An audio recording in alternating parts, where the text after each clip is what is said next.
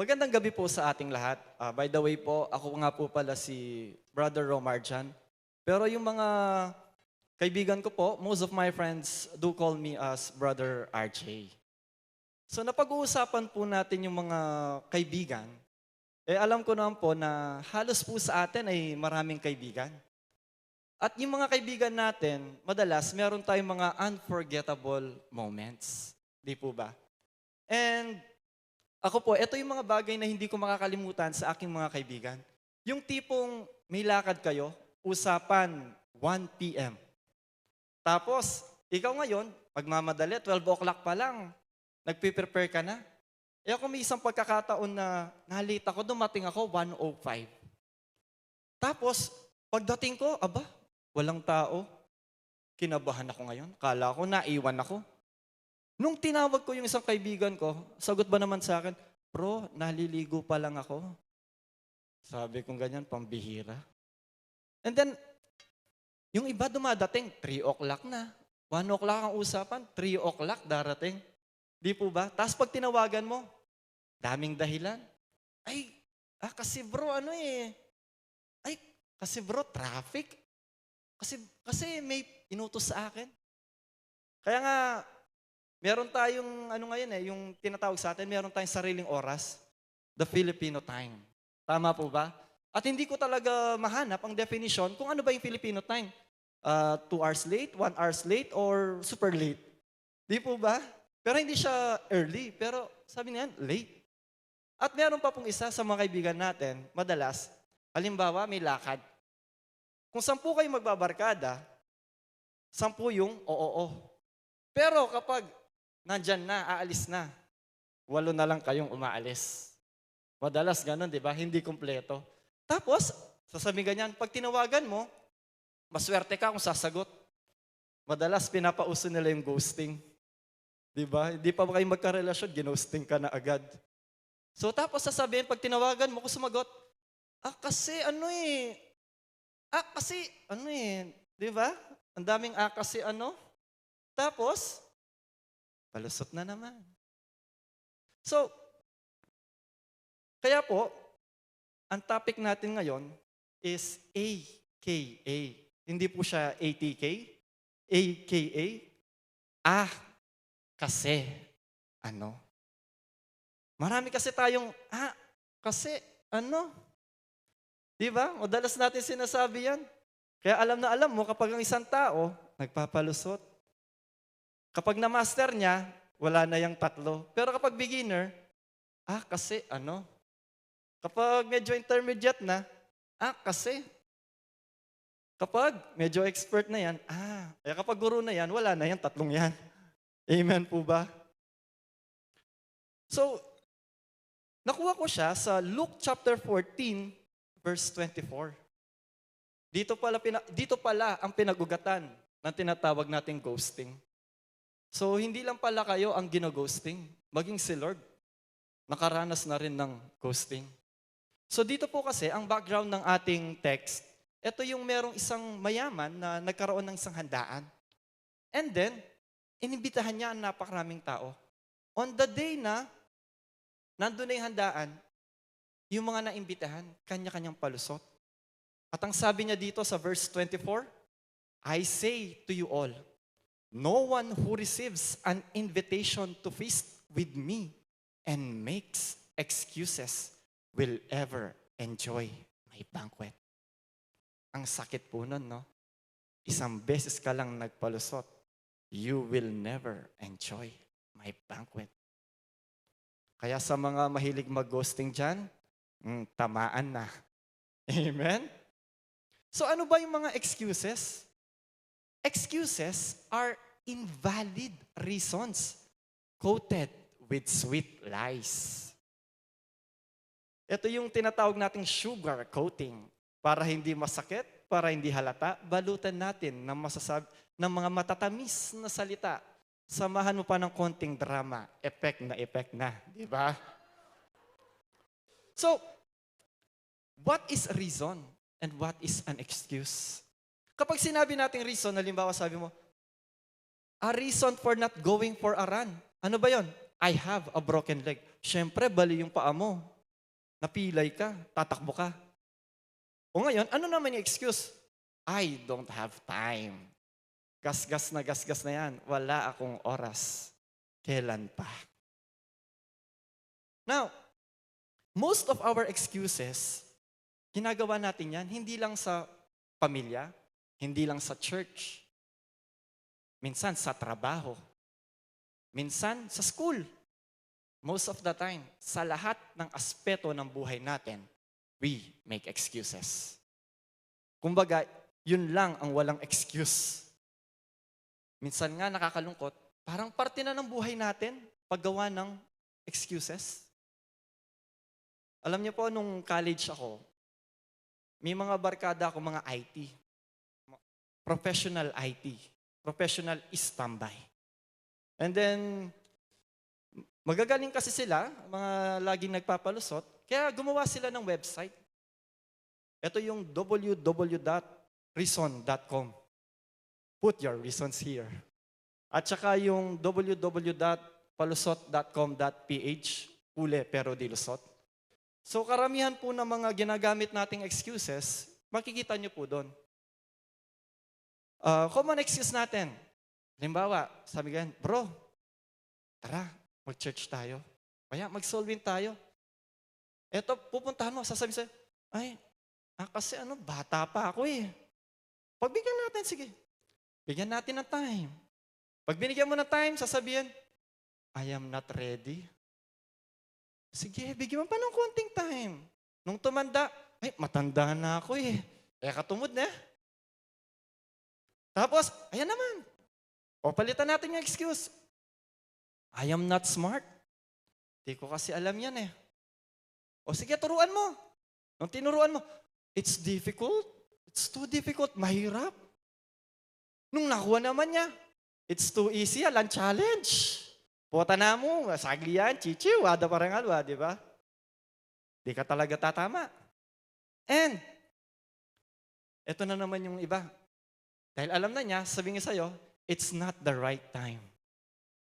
Pag tinanong mo, kailan? I'll start tomorrow. Balikan mo bukas. Bro, pasensya na, I'm busy. O sige, baka bukas, wala ka na ginagawa. Ha?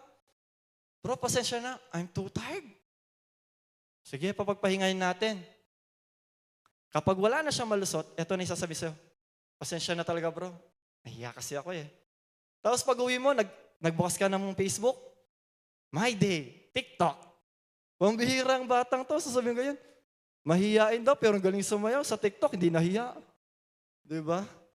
Lakas ng self-confidence, kahit di niya masundan yung music. So, minsan nakakatawa, pero masakit at totoo, di ba? Dali lang po. So these are the cycles. Ito yung mga cycle natin sa buhay. Ito yung paulit-ulit na lang na excuses na ginagawa natin. Paulit-ulit. So we need to overcome the cycles of excuses. Kailangan nating tigilan o pahintuin. So number 1, we always need to remember that there are no perfect results. Minsan kasi, sa aspeto ng buhay natin, nag-excuse tayo. Bakit? Kasi baka mag-fail lang ako. Kasi baka hindi ko magawa ng tama. Especially if it is your first time. Natatakot tayong sumubok. At kapag natakot kang sumubok, anong ginagawa mo? You make excuses. Tama? Tama po ba? Gusto mo, kaso pinangunahan ka ng takot. Anong gagawin mo? Para hindi mahalata na takot ka, na ayaw mo mag-try, you make excuses. So, tandaan natin na there are no perfect results, but rather, through your perseverance, we attain the best results. Amen? Amen? So sabi nga sa James chapter 1 verse 4, let perseverance finish its work so that you may be mature and complete, not lacking anything. So, tandaan nyo rin po, hindi tayo binigyan ng Espiritu ng Panginoon ng kaduwagan at lack of confidence. Pero binigyan niya tayo ng power. Yun ang lagi nating tatandaan. So, huwag kayong matakot na sumubok. Actually po, this is my first time to speak in this crowd. Pero sabi ko, Lord, hindi mo ako dinesign na talunan. Hindi mo ako dinesign na mahiyain. And kailangan, sabi ko, if you believe in me, Lord, I need to believe in myself. And that is my point number 2. Believe in yourself. Most of the time, meron tayong mentality na, I can't mentality. Hindi po si I can yun. I can't po yung sinabi ko. So sabi mo, bro, tara, may gagawin tayo. Ay, di ko kaya yan. Wala pa man, di mo na kaya. Di mo pa man nasubukan. Advance ka nga mag-isip eh. Di mo pa na-try, alam mo na, hindi mo kaya. So, try.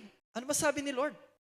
Sabi ni Lord, kapag sinabi mong, hindi ko kaya, sabi sa Philippians 4:13, I can do all things through Him who gives me strength. Kapag naisip mo na, ay hindi ko kaya, remember Philippians 4:13, I can do all things through Him who gives me strength. Amen po ba? Amen. Sabi nga sa 2 Timothy chapter 1 verse 7, for God has not given us a spirit of fear and timidity, but of power, love, and self-discipline. So hindi ka dinisenyo ng Panginoon na matatakotin. Hindi ka dinisenyo ng Panginoon na walang self-confidence. Pero ang sabi niya, binigyan ka niya ng kapangyarihan, the power. So kung si Lord mismo may tiwala sa'yo, believe in yourself as well. Amen? Amen. And, next po. Minsan kasi, nagre-reason tayo, bakit? Kasi may tinatakbuhan tayong kasalanan. Meron tayong mga tinatakbuhang responsibilidad. And that is why we always play the blaming game. Ano yun? Kunwari, meron kang nagawang kasalanan. Hindi mo aaminin na ikaw ang nagkasala. Ipapasa mo to sa iba. Sa Genesis po, chapter 3, verses 12 to 13, ito yung panahon na sina Eva at Adan. Nung tinanong si Adan, sabi niya sa verse 12, the man replied, it was the woman you gave me who gave me the fruit and I ate it. Si Adan, sinisi si Eva. At hindi papatalo si Eva. Sumagot din siya, verse 13. Then the Lord asked the woman, what have you done? The serpent deceived me. She replied, that's why I ate. Kung nandun lang yung serpent, baka sabihin, yung prutas ang may kasalanan, hindi ako. Di ba? Madalas ganyan tayo. We play the blaming game. Why? We do not take responsibility. Ano bang sabi ng Bible? In 1 John chapter 1 verse 9, sabi ganyan, if we confess our sins, He is faithful and righteous to forgive us our sins and to cleanse us from all unrighteousness. So tigilan na natin yung blaming game. Hindi ka dinisenyo ng Panginoon na laging nagpapalsot at tinatakasan yung mga bagay na ginawa mo. You confess your sins. And for my last point, number 4, learn how to listen to the voice of God. Amen po. Amen. Sometimes kasi, we make excuses because we listen to the wrong voices. Ano ba yung mga wrong voices na yan? Minsan, ito yung call of your flesh. Ito yung maling barkada. Ito yung mga sinasamahan mong tao. Minsan nga, hindi mo na kailangan ng demonyo para gumawa ng excuses eh. Sabi nga ni Pastor, ikaw lang, sapat na. Amen. Pero, always remember, learn how to listen to the voice of God and to your man of God.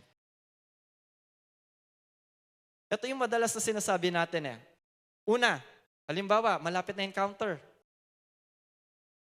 Minsan, ito yung madalas na excuse ng mag-encounter. Mismong encounter na lang. Tapos, gagamit pa ng mahiwagang excuse. Ano yung unang sasabihin nila? Bro, I'm too tired. Kasi yun yung dinidikta ng sarili mo. That is the voice of your flesh. Pero sabi ko kanina, listen to the voice of God. Ano ba sabi ni Lord? I will give you rest. Amen?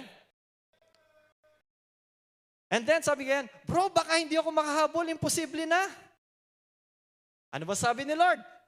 All things are possible. Amen? And then ito minsan, madalas sa mga kabataan, nag-iimo, nobody loves me. Ano ba sabi ni Lord? I love you. John 3:16. Siya yung unang-unang nag-I love you sa'yo. Hindi yung boyfriend mo. And then, next, sabi natin, I can't forgive myself. Ano ba sabi ni Lord? I forgive you. I can't forgive myself. Ano sabi ni Lord? I forgive you. And then, meron pa sasabihin, bro, ayoko mag-encounter. Baka hindi naman sulit. Ano ba sabi ni Lord? It will be worth it. And, sabi ganyan, madalas kapag ina-assign kayo, mag-share, o kaya gumawa ng bagong bagay, sasabihin mo, I'm not smart enough. Ano ba sabi ni Lord? I will give you wisdom. And then ito pa, sabihin mo, I am not able. Ano ba sabi ni Lord? I am able. And then next, I can't go on. Ito yung nakakalungkot marami ngayon sa mga kabataan. Ang dialogue ito, I can't go on. Ako nagyo. Ako si Auntie Jan, ako nagyo. Di ba? Tapos makikita mo, kumuha ng lubid. Maraming nagsusuicide. Kasi sabi nila, di ko na kaya. I can't go on. Ano ba sabi ni Lord? My grace is sufficient. Then sabi ganyan, I can't do it. Ito pa yung madalas na sinasabi. Sabi nga ni Lord, you can do all things. At kapag natatakot ka, remember, ang sabi sa'yo ni Lord, I have not given you fear. At kapag feeling mo, mag-isa ka na lang, sabi ni Lord sa'yo, I will never leave you. At kapag sinabihan ka ng leader mo, do not be equally yoked with unbeliever. Dati ang sagot mo, mahal ko siya. Di ko kaya. Di ba? Pero ngayon, dahil ikaw ay Kristiyanong kabataan na, ang sagot mo na sa kanya, hindi na sa leader mo, kundi doon sa boyfriend mo o girlfriend mo. It is not you. It's God. Amen? Amen. And for my conclusion po, do not make an excuse of every situation, but make every situation a preparation for your appointed destination. Huwag mong gamiting excuse yung COVID-19, but make COVID-19 as a preparation for your appointed destination. You know what? If you do not break the cycle of excuses in your life, it will lead to unconscious excuses. Hindi ka na pala aware, nag-excuse ka. And unconscious excuses leads to habitual disobedience. Remember, when you start making excuses, ito po yung tatandaan natin. One is enough. Two is too much. And 3 is a poison that can kill a person. Ulitin ko po.